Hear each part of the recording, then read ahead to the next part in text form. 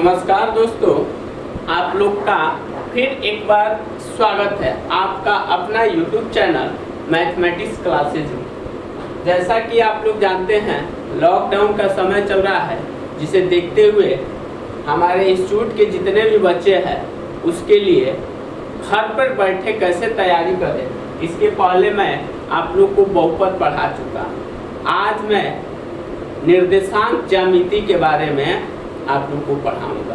तो निर्देशांक ज्यामिति के सबसे पहले हम लोग कंसेप्ट को समझेंगे कि निर्देशांक ज्यामिति होता क्या है, भुज क्या होता है, कोटि क्या होता है, तल क्या होता है, कार्तिकीय तल क्या होता है। तो चलिए वीडियो को स्टार्ट किया जाए और समझा जाए। तो सबसे पहले निर्देशांक ज्यामिति किसे कहते हैं? विज्ञान की वह शाखा जिसके अंतर्गत किसी बिंदु या रेखा को किसी दो अंकों द्वारा निर्देशित किया जाता है। किसी बिंदु या रेखा को दो अंकों द्वारा निर्देशित किया जाता है। जैसे हम लोग जैसे में क्या ले सकते हैं, तो जैसे मान लीजिए 5 और 6, और इसे ही हम लोग निर्देशांक कहते हैं। इसे हम लोग क्या कहते हैं? निर्देशांक कहते हैं। इसे ही हम लोग क्या कहते हैं? निर्देशांक कहते हैं। फिर से परिभाषा को आप लोग सुन लीजिए। गणित की वह शाखा जिसके अंतर्गत किसी बिंदु या रेखा की स्थिति को दो अंकों द्वारा निर्देशित किया जाता है, उसे हम लोग निर्देशांक कहते हैं। और निर्देशांक को कभी भी हम लोग किससे डिनोट करते हैं? तो x, y से डिनोट करते हैं। निर्देशांक को किससे सूचित किया जाता है? x, y से सूचित किया जाता है। आगे हम लोग जानेंगे कार्तिकीय तल क्या होता है। कार्तिकीय तल क्या होता है? तो सपोज दैट मान लीजिए ये एक आपका बोर्ड क्या है, तो बोर्ड एक आपका तल है और इस तल पर कोई दो रेखाएं खींचे। जैसे ये आपका बोर्ड है, इस पे दो रेखाएं, एक क्षैतिज और एक ऊर्ध्वाधर, एक क्षैतिज और एक ऊर्ध्वाधर। तो यह क्या करता है ना कि आपको किसी न किसी बिंदु पर काटता है या प्रतिच्छेद करता है या प्रतिच्छेदन करता है। तो हम लोग कार्तिकीय तल किसे कहते हैं? तो किसी तल में खींची गई ऊर्ध्वाधर और क्षैतिज रेखाओं के फलस्वरूप जिस बिंदु पर काटता है और उसके फलस्वरूप जो तल का निर्माण होता है, उसे ही हम लोग कार्तिकीय तल कहते हैं। जैसे यहाँ पर हम लोग देख रहे हैं कि ये आपका क्षैतिज हो गया, ये आपका किस प्रकार का रेखा हो गया? तो क्षैतिज हो गया। ये आपका ऊर्ध्वाधर हो गया, ये आपका ऊर्ध्वाधर रेखा हो गया। तो अब हम लोग देख रहे हैं कि ये ऊर्ध्वाधर और ये क्षैतिज के कारण ये एक बिंदु कहाँ काट रहा है? तो O पर काट रहा है। कहाँ काट रहा है? O पर काट रहा है, जिसके कारण इसमें चार तल का निर्माण हो जा रहा है और इसे ही हम लोग कार्तिकीय तल कहेंगे। अगर कार्तिकीय तल में पूछे कि क्षैतिज रेखा को हम लोग x से और x डैश और ऊर्ध्वाधर रेखा को हम लोग y डैश और y से सूचित करते हैं, और जो प्रतिच्छेद बिंदु होता है उसे हम लोग O से सूचित करते हैं, जिसे हम लोग मूल बिंदु कहते हैं। उसे हम लोग क्या कहते हैं? मूल बिंदु कहते हैं।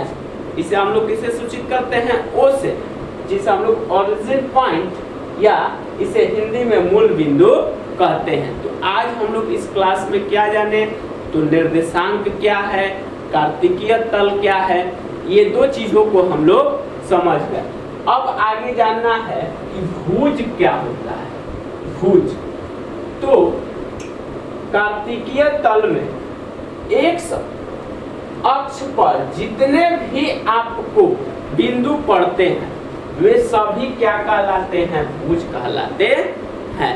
या क्षैतिज रेखा पर जितने भी बिंदु आपको पड़ते हैं वे सभी क्या कहलाते हैं? भुज कहलाते हैं। या इसे दूसरे रूप में हम लोग किस प्रकार से डिफाइन कर सकते हैं?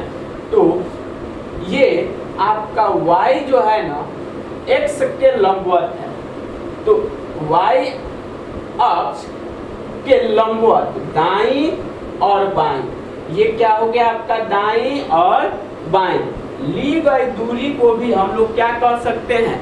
भुज कह सकते हैं। उसी प्रकार से आपको कोटि, कोटि किसे कहते हैं? कोटि।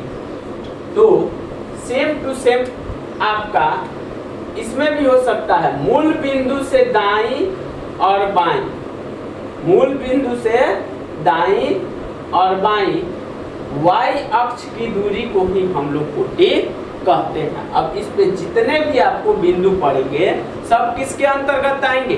तो कोटि के अंतर्गत आएंगे। या इसे दूसरे शब्दों में कैसे कह सकते हैं? तो दूसरे शब्द में कह सकते हैं जैसे ये आपको x है, x अक्ष ये किसके लंबवत है? y अक्ष के लंबवत है। तो x अक्ष के लंबवत ये हो गया दाईं और ये हो गया बाईं, या इसे ऊपर नीचे भी आप कह सकते हैं। दाईं और बाईं ली गई दूरी को हम लोग कोटि कहते हैं। तो आज हम लोग इस क्लास में अभी तक क्या क्या पढ़े? तो कार्तिकीय तल, भुज, कोटि, निर्देशांक। अब थोड़ा सा जब ये क्या होते हैं ना कि जब कार्तिकीय तल का निर्माण होता है तो ये 4 भागों में बंट जाता है और उसे ही हम लोग चतुर्थांश कहते हैं। उसे ही हम लोग क्या कहते हैं? चतुर्थांश कहते हैं। और इसे हम लोग फर्स्ट चतुर्थांश कहते हैं, इसे हम लोग सेकंड चतुर्थांश कहते हैं, इसे हम लोग थर्ड चतुर्थांश कहते हैं और इसे हम लोग फोर्थ चतुर्थांश कहते हैं। अगर फर्स्ट चतुर्थांश में कोई बिंदु के मतलब मान की बात की जाए तो ये हमेशा क्या होते हैं कि पॉजिटिव होते हैं। वह क्यों ना x हो और क्यों ना क्या हो, y हो, दोनों वैल्यू आपका पॉजिटिव होता है। बट अगर सेकंड चतुर्थांश में आइएगा तो जो आपका x होगा वह निगेटिव हो जाता है और y जो है वह पॉजिटिव होता है। तो इसमें हम लोग माइनस और प्लस से डिनोट कर सकते हैं, जिसे x और y हम लोग बोलते हैं। इसमें भी उसी प्रकार से इसमें अगर हम लोग आते हैं तो दोनों वैल्यू क्या होते हैं कि आपका माइनस में हो जाते हैं। तो ये आपका थर्ड चतुर्थांश में जितने भी वैल्यू आएंगे वह किस में रहेंगे? माइनस में रहेंगे। फोर्थ चतुर्थांश की बात की जाए तो इसमें क्या होते हैं कि आपके जो वैल्यू होते हैं x वाला वैल्यू पॉजिटिव, लेकिन y वाला वैल्यू किस में आता है? माइनस में आता है। तो चतुर्थांश के ये सिंबल्स है कि कोई वैल्यू किस में किस प्रकार से आएंगे। तो आज हम लोग इस वीडियो में अभी तक किन किन चीजों को देखे?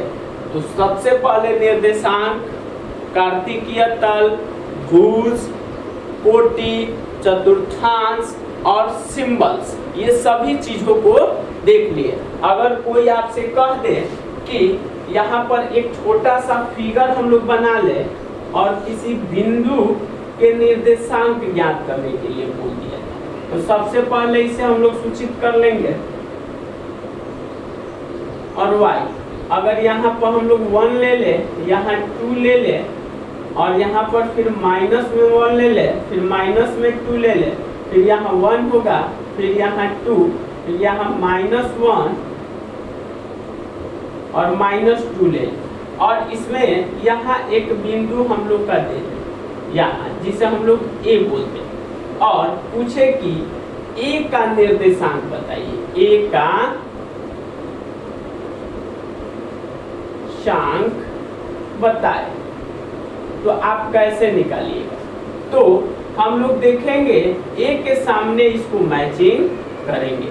तो यहाँ 1 आ रहा है, फिर ये भी 1 आ रहा है, तो तो आपका भुज और कोटि दो ही चीज होता है, और भुज किसको बोलते हैं, x को, और कोटि किसको बोलते हैं, y को। तो भुज का वैल्यू जिसे हम लोग x और y से भी डिनोट करते हैं, तो यहाँ देखा जाए तो x का वैल्यू 1 और y का भी वैल्यू कितना 1, तो इसलिए a का निर्देशांक कितना हो जाएगा 1,1 हो जाएगा। इसी प्रकार से आपसे जितने भी क्वेश्चंस इसमें आएंगे सभी आपसे किसी बिंदु पर किस प्रकार से कोई बिंदु लिखा हो उसके निर्देशांक हम लोग ज्ञात करेंगे।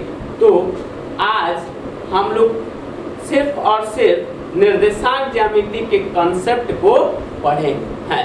नेक्स्ट वीडियो में हम लोग 9th क्लास के एनसीईआरटी के क्वेश्चंस को सॉल्व करेंगे, जिसमें किसी बिंदु के निर्देशांक हम लोग कैसे ज्ञात करते हैं उसे हम लोग प्राप्त करेंगे। तो अगर मेरा वीडियो अच्छा लगे तो इसे शेयर और सब्सक्राइब करना ना भूलें। Thanks for watching my video, that's all.